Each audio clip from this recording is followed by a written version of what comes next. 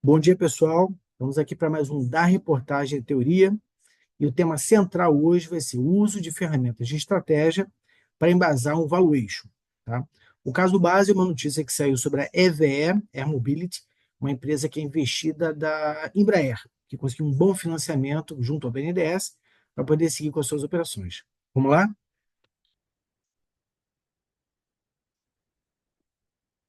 Muito bom.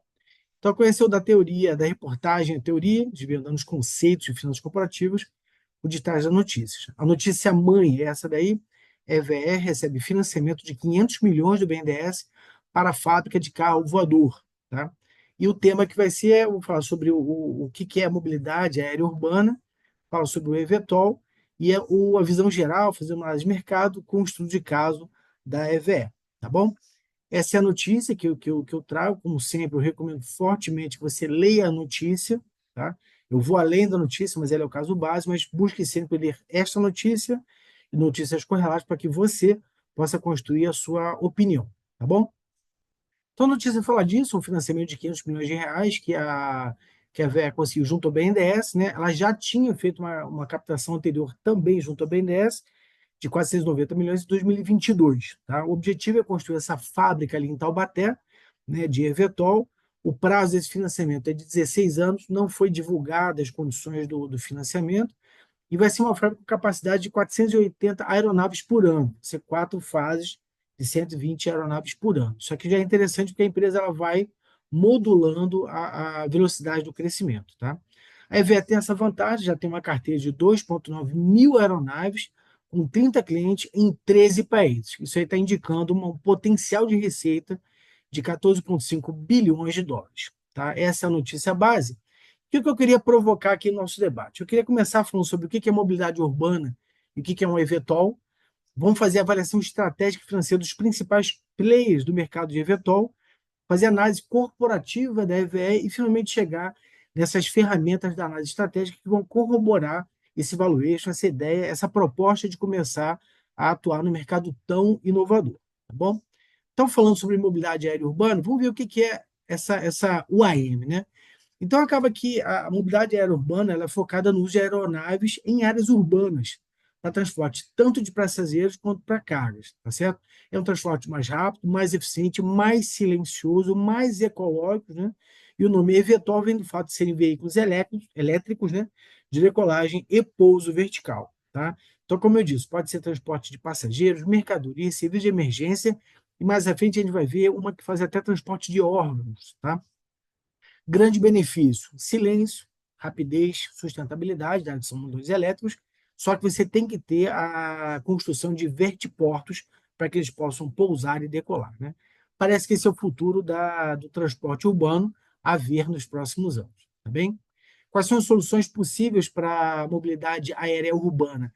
São vários, tá? Então, o ponto de atenção aqui é o eVTOL, tá? É isso que a gente vai focar. Mas você tem outros, o eSTOL, né? Que depende um pouquinho de pista curta, tem os drones, as aeronaves híbridas, né? Que é tanto motor de propulsão elétrico e combustão, e as aeronaves de asa fixa, né? Que também depende de pista para decolar. Mas o nosso foco aqui é o eVTOL, só quis dar a noção geral, né, de que há outras alternativas para a mobilidade aérea urbana, tá bem?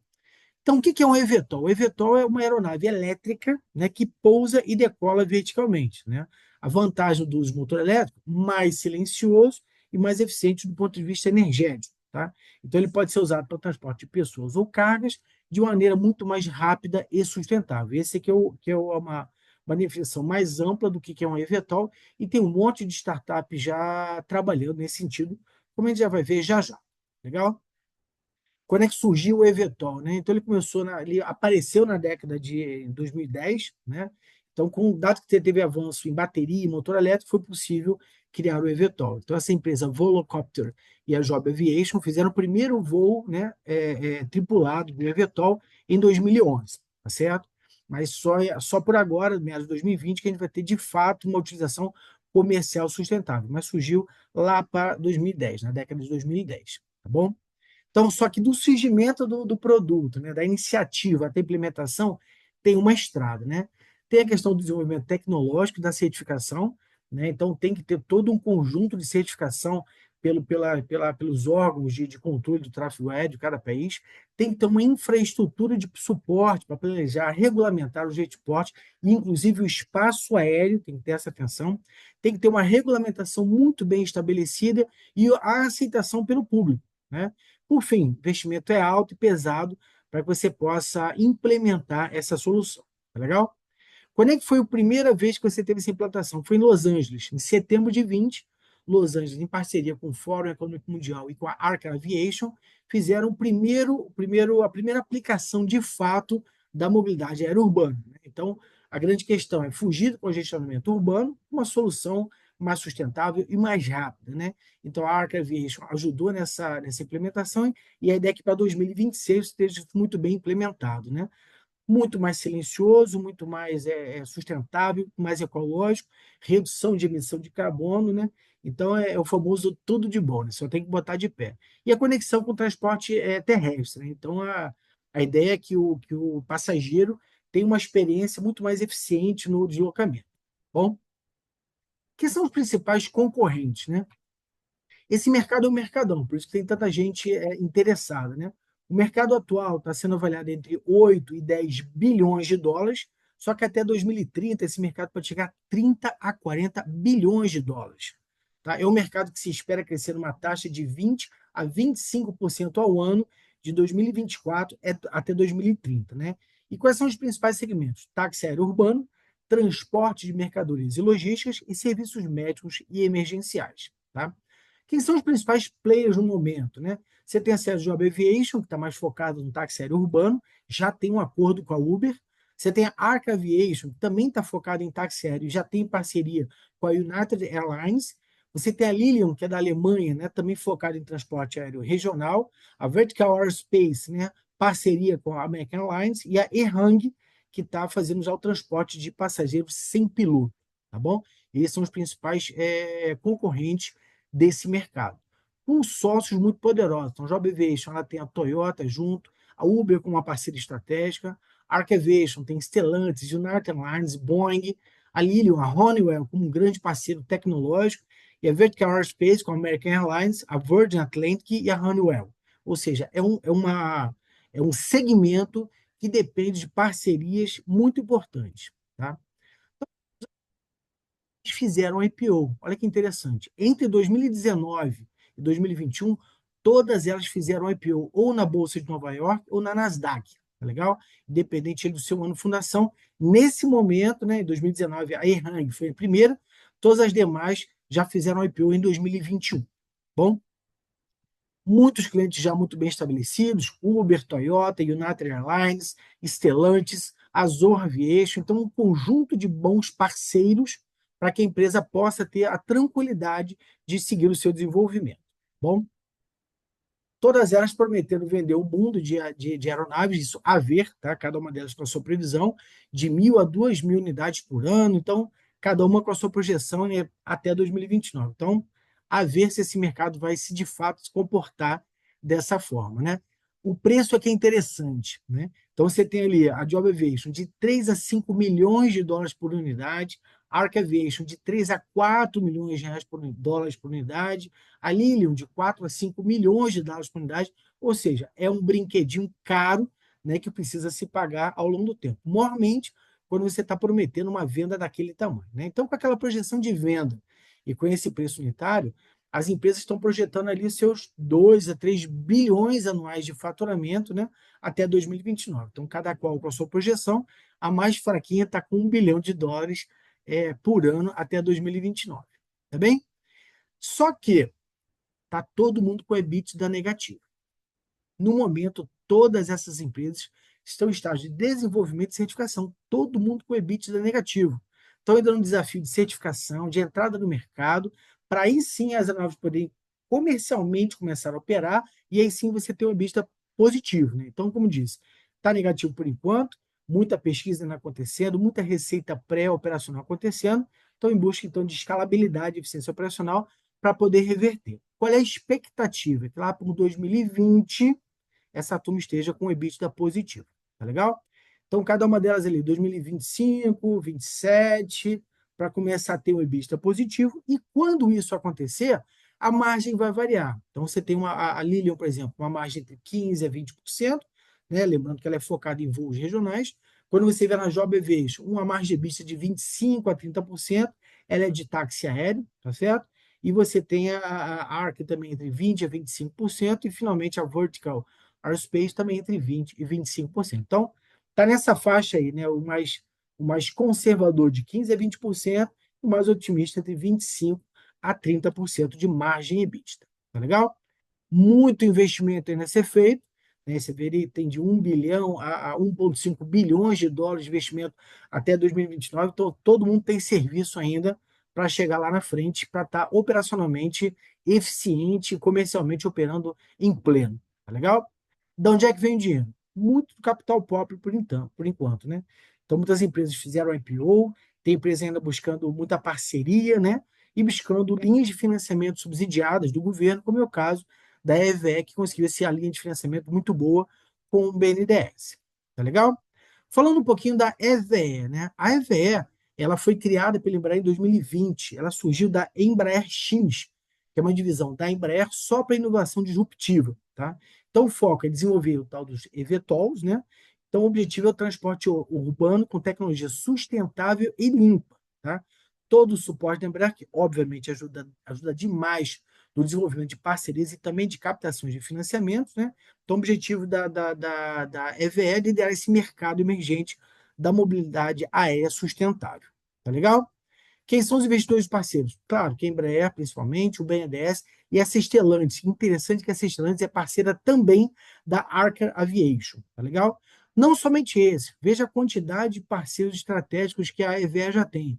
Ou é um parceiro para leasing, ou é um parceiro para usar em rotas regionais, ou é um parceiro para desenvolvimento de infraestrutura sustentável. Lembra que tem que ter o tal do vertiporto, para desenvolvimento de propulsão elétrica, motor elétrico, sistemas de controle de voo e navegação. Ou seja, é um negócio que demanda parcerias importantes. Tá legal?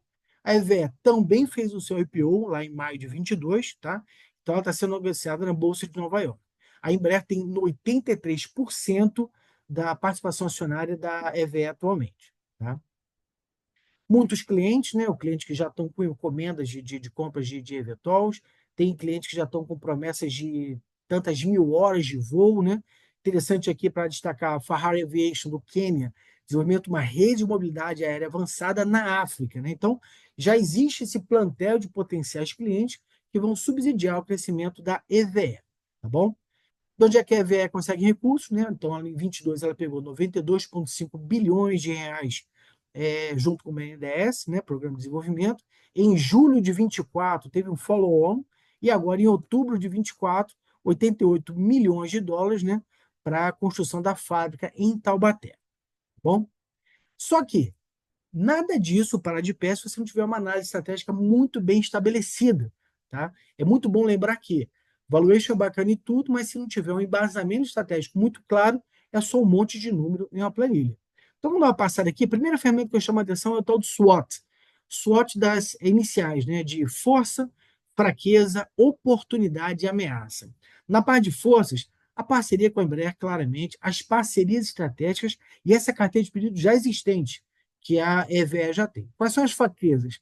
Medo de um novo entrante, a questão da certificação e a forte dependência de fornecedores, né? Que oportunidades a EVE tem? A expansão internacional, como ela já está fazendo ali junto ao Quênia, né? As ameaças que ela tem é um mercado de concorrência intensa, muito desafio regulatório e o medo a ameaça do avanço tecnológico do seu concorrente, tá bom? Uma outra técnica importante é cinco forças de porta, né? Poder dos fornecedores muito alto, de moderado a alto. Por quê? Depende de baterias e motores elétricos. Não tem tantos fornecedores qualificados para poder atender a EVE e todos os concorrentes. Então, isso é esse é um ponto de atenção. Tá? Quando você olha a rivalidade alta entre os concorrentes, muitos competidores locais lutando por esse mesmo nicho, né, em busca de certificação, as mesmas parcerias, as mesmas fatias de mercado. Tá? Qual é o risco que você tem ali dos produtos substitutos? Moderado. Né? Se a solução do eVTOL for muito cara ou ineficiente, a gente sempre vai voltar para carro, trem e helicóptero, né? O drone autônomo também é uma opção de produto substituto, né? Dependência do cliente, um risco moderado também, né? É um mercado crescente com concorrência muito alta. Então, sim, o cliente potencial pode barganhar preço. E, por fim, a a ameaça de novos entrantes é de moderada a baixa, porque alta barreira de entrada, alto investimento, necessidade muito grande de parcerias estratégicas, tecnológicas, financeiras e um grau de regulamentação muito alto. Então, existe uma barreira importante de entrada aí. Bom, falando a Pestel Análise. O que a Pestel Análise faz? Esse Pestel é P de político, é de econômico, S de social, T de tecnológico, E de ecológico e L de legal. É uma ferramenta para você mapear que problemas você pode ter em cada uma dessas dimensões.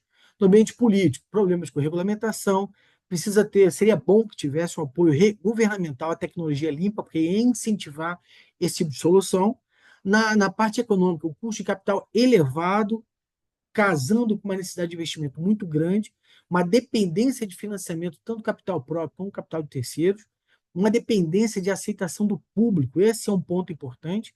A questão tecnológica, né? Dependência da evolução das baterias e da automação, dos controles, né? Dos motores elétricos e a construção dos vertiportos. Questão ecológica, né? A dimensão ecológica, a sustentabilidade é um ponto importante, talvez a partir disso, né? Incentivos verdes podem ajudar na dimensão econômica. E, por fim, a parte legal, necessidade de certificações, patentes e regulamentações. Resumo, não é brincadeira para iniciante. Tá legal? E, por fim, falando aqui da análise dos 4Ps, né, da EVE, a gente tem o produto, né? O produto é um produto inovador, sustentável, silencioso, né, com muita tecnologia avançada e segurança.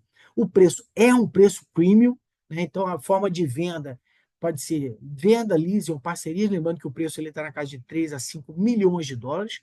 Isso é vendido para quem? Para os grandes centros urbanos muito congestionados, né? E que tenham a infraestrutura de vertiport. E, por fim, a linha da promoção é focada na inovação e na sustentabilidade. Tá legal? Então, pessoal, foi isso que eu quis trazer. Falamos do mercado como um todo, falamos da EVE, falamos da importância das ferramentas de qualidade para que você possa embasar bem o valuation e a entrada no mercado desse tipo. Tá legal? Eu queria te convidar para acompanhar o FNP nas nossas redes sociais. A gente está no LinkedIn, nós estamos no Instagram, nós estamos também no WhatsApp, no nosso grupo exclusivo do WhatsApp, também estamos no podcast. Tá bom? Meu nome é Marcelo Desterro, eu sou fundador do FNP Finanças e nossa missão é essa: levar conhecimento de altíssimo nível a todo o Brasil, a todos que têm sede de aprender. Tá bom? Um grande abraço a todos, fiquem com Deus, uma semana abençoada. Vamos para a próxima. Tchau, tchau.